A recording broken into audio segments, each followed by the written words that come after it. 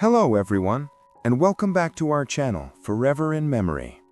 In this video, we'll be honoring American celebrities who have passed away today and in recent days, along with other notable figures from around the world. Before we begin, please show your support by giving this video a like. It really helps the channel. Thank you. And let's get started. D'Angelo died at the age of 51, American singer-songwriter, known for his pioneering influence on neo-soul and contemporary R&B. Emerging in the mid-1990s with his groundbreaking debut, Brown Sugar, he redefined the sound of modern soul, fusing gospel roots, funk rhythm, and jazz harmony into something deeply human and timeless. Born Michael Eugene Archer in Richmond, Virginia, D'Angelo grew up surrounded by church music and the spiritual cadence of gospel choirs. His early fascination with Prince, Marvin Gaye, and Al Green shaped a sound that was both sensual and introspective. With his 2000 masterpiece, Voodoo, he reached the height of his artistry, crafting an album that blurred the line between groove and meditation, performance and confession. Despite his fame, D'Angelo withdrew from the spotlight for many years, struggling with personal battles while preserving the authenticity of his art. His later return with Black Messiah in 2014 was both triumphant and reflective, a political and emotional statement that reminded the world of his unmatched sensitivity and depth. D'Angelo's legacy is that of a quiet revolutionary, an artist who reshaped soul music not through volume, but through vulnerability. His voice, warm and searching, remains one of the most intimate sounds of modern music, a reminder that true artistry lies not in perfection, but in honesty. Gurney Norman died at the age of 88, American writer and educator, remembered as one of the defining voices of Appalachian literature. Born in Grundy, Virginia, and raised in the hills of eastern Kentucky, he transformed the landscape of his youth into a lifelong source of storytelling, rich with memory, struggle, and compassion. His acclaimed works, including Divine Right's Trip and Kinfolks, captured the rhythm of rural life with rare honesty and lyricism. Norman's prose carried the quiet wisdom of the mountains, blending folklore, realism, and spiritual reflection. As a professor at the University of Kentucky, he inspired generations of young writers to see dignity in ordinary lives and to listen to the voices often left unheard. Beyond his fiction, Gurney Norman served as a bridge between tradition and modernity, reminding readers that Appalachia was not a relic of the past, but a living, breathing culture of resilience and grace. His work endures as a gentle act of preservation, filled with empathy, humor, and deep reverence for the human spirit. Ms. Major Griffin Gracie died at the age of 78. American transgender activist and community leader, remembered as one of the foundational voices in the fight for LGBTQ+ rights and dignity. Born in Chicago, she came of age in an era of silence and hostility, yet turned her own struggle into a lifelong mission of advocacy and care for others. A veteran of the Stonewall Uprising, Ms. Major became a guiding force for generations of transgender women, particularly those of color, who faced systemic discrimination and violence. Her work with organizations such as the Transgender, Gender Variant, and Intersex Justice Project TGIJP, gave visibility and support to incarcerated trans people, a group long ignored even within the broader movement. Her leadership was never about fame or politics. It was about survival, sisterhood, and love. Through decades of activism, she built communities grounded in mutual aid and compassion, offering safe spaces where people could reclaim their humanity. Ms. Major's legacy lives in every act of defiance, care, and solidarity that continues her work, a reminder that justice is not only a demand, but a daily practice of empathy and truth.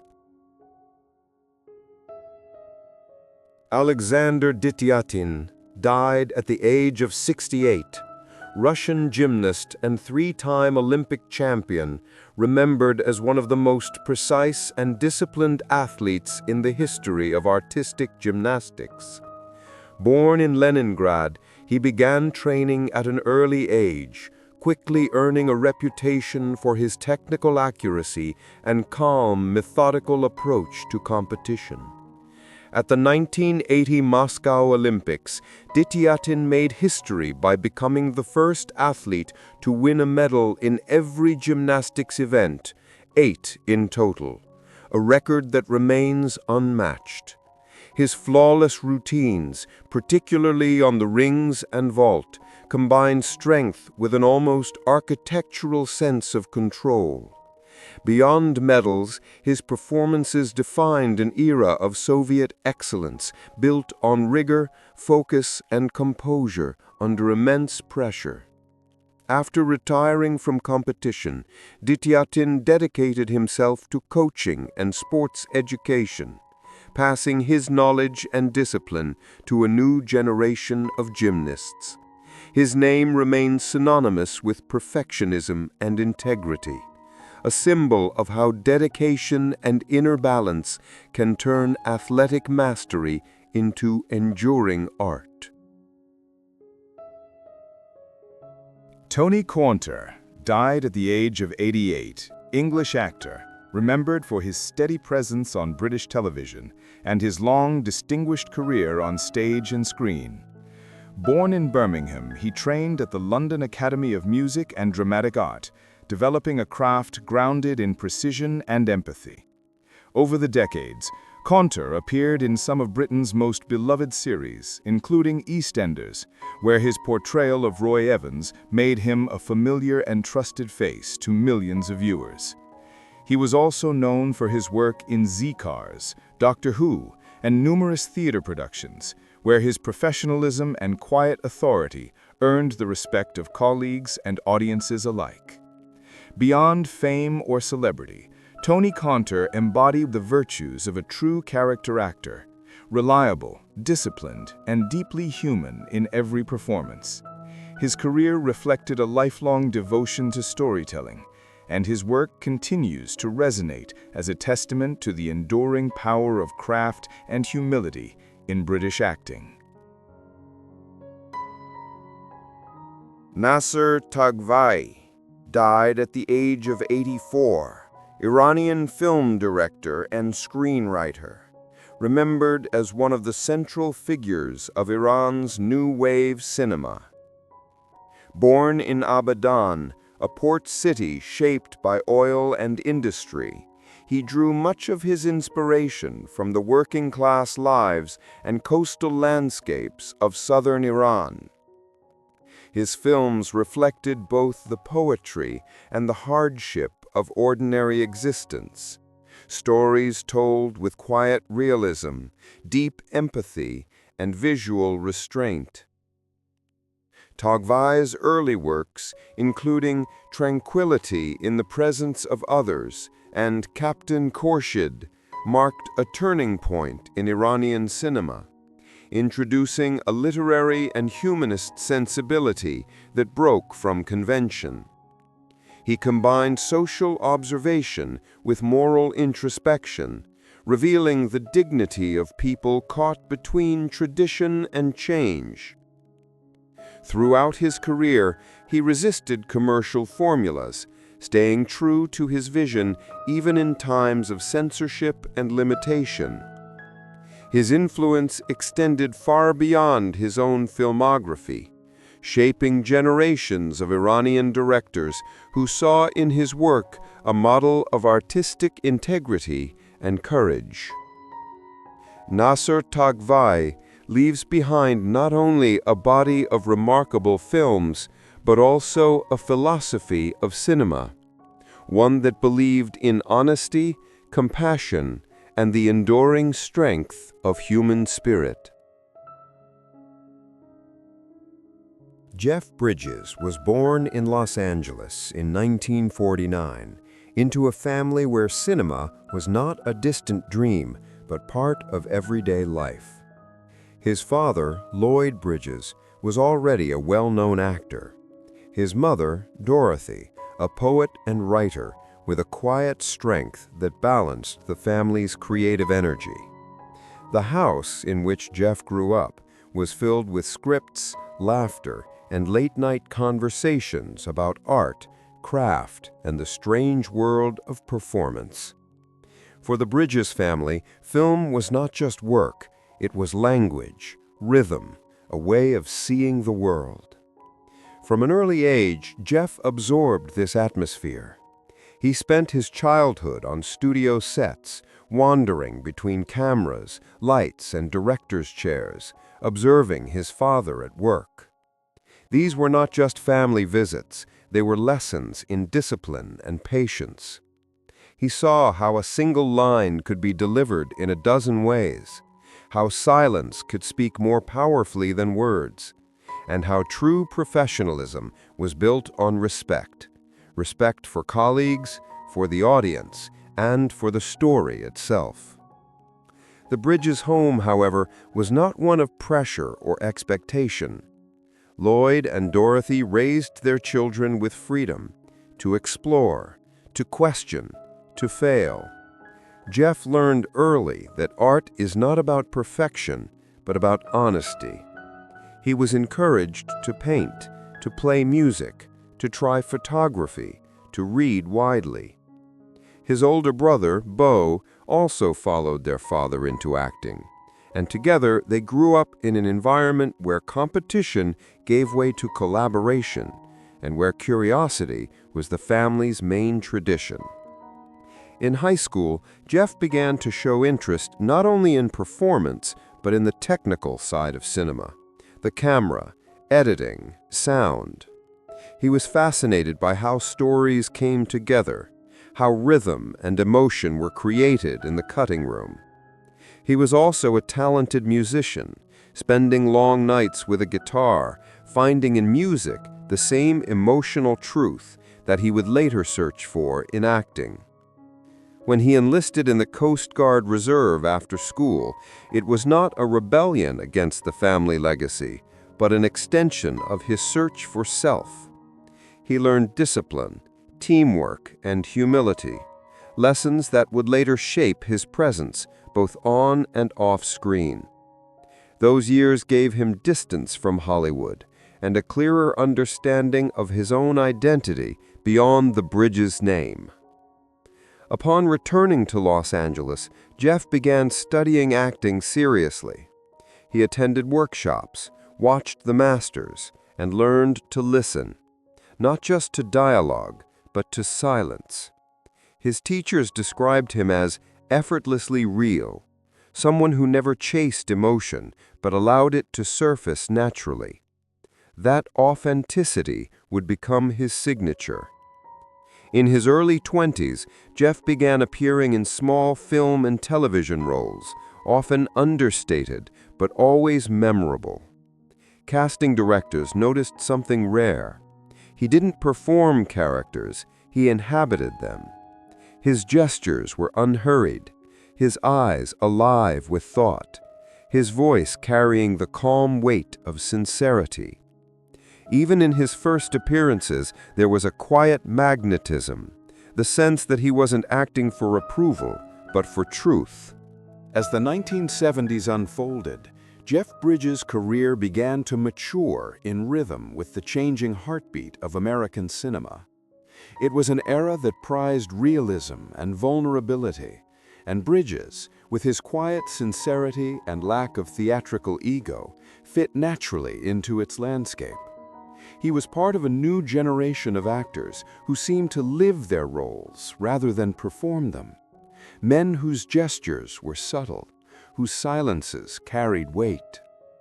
After The Last Picture Show brought him national attention, Bridges became known for his uncanny ability to disappear into any character without losing his own center. He followed that success with Fat City, 1972, a raw, unvarnished story of broken boxers and faded dreams. His portrayal of a young fighter teetering between ambition and defeat revealed a sensitivity that defied Hollywood's expectations of masculinity. Directors noticed. Critics wrote of him as an actor with the calm of a poet and the instincts of a working man. Through the mid-1970s, Bridges continued to make deliberate, unconventional choices. He refused to be typecast, moving easily from intimate dramas to philosophical adventures. In Thunderbolt and Lightfoot, 1974, alongside Clint Eastwood, he combined humor and melancholy in a way that made audiences laugh one moment and ache the next. His nomination for Best Supporting Actor confirmed what colleagues already knew. Jeff Bridges didn't chase roles for fame. He followed the pulse of truth inside them. Away from the screen, Bridges led a life remarkably free of Hollywood artifice.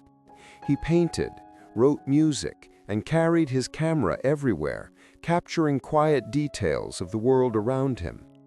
Photography for him was not a hobby, but a way to remain present, a discipline of observation that deepened his acting. He once said that the lens reminded him to pay attention to what's actually happening, not what I expect to happen. That philosophy would come to define his entire craft. As he entered the 1980s, Bridges began to balance the momentum of his career with an expanding sense of identity. He took roles that explored the tension between dream and disillusionment, the lost idealism of post-war America and the uncertainty of modern life. Films like Cutter's Way and Starman, 1984, revealed an artist unafraid of vulnerability. In Starman, playing an alien learning to be human, he brought tenderness and humor to a story that could have easily collapsed under its own sentimentality. Instead, he turned it into a meditation on empathy, a reminder that connection is both fragile and essential. During these years, Bridges began to develop a reputation not only for his artistry, but for his professionalism. Directors spoke of his quiet preparation, his generosity on set, and his habit of creating an atmosphere of calm concentration. He was known for arriving early, staying late, and never letting vanity interfere with the work. To him, filmmaking was not about hierarchy or stardom.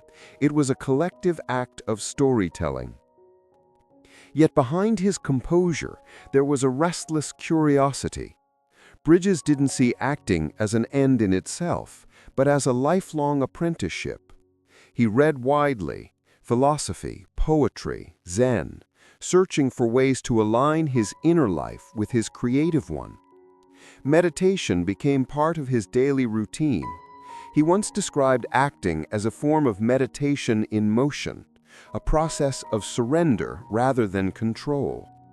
That approach gave his performances a grounded stillness that audiences could feel even when he was barely speaking. It was also during this period that his personal life deepened. In 1977, while filming Rancho Deluxe in Montana, he met Susan Jeston, a waitress working near the set. Their connection was immediate, not dramatic but steady, built on mutual respect and quiet affection. They married soon after and built a family far from the glare of Hollywood's constant spotlight. To Bridges, Family became both refuge and compass, a reminder that the most meaningful roles were the ones lived off-screen. By the end of the 1980s, Jeff Bridges had become one of the actors of his generation to balance consistent critical acclaim with personal integrity. His body of work already displayed astonishing range, from drifters and dreamers to men of conscience and complexity. Yet through it all, one quality remained unchanged: authenticity. In every frame, he appeared utterly present, as if the camera had stumbled upon a real person rather than a performance. This was the foundation of what would become his defining trait: a capacity to dissolve the barrier between fiction and reality. Jeff Bridges didn't just portray life, he inhabited it. And as the next decades would show, that rare ability would carry him through transformations that few actors in modern cinema have achieved. From the promising son of an actor to one of the most quietly powerful storytellers in film history. As the 1990s arrived, Jeff Bridges entered the mature stage of his career with a sense of quiet assurance. He was no longer the rising star of American cinema, but a fully realized artist whose very presence could anchor a film.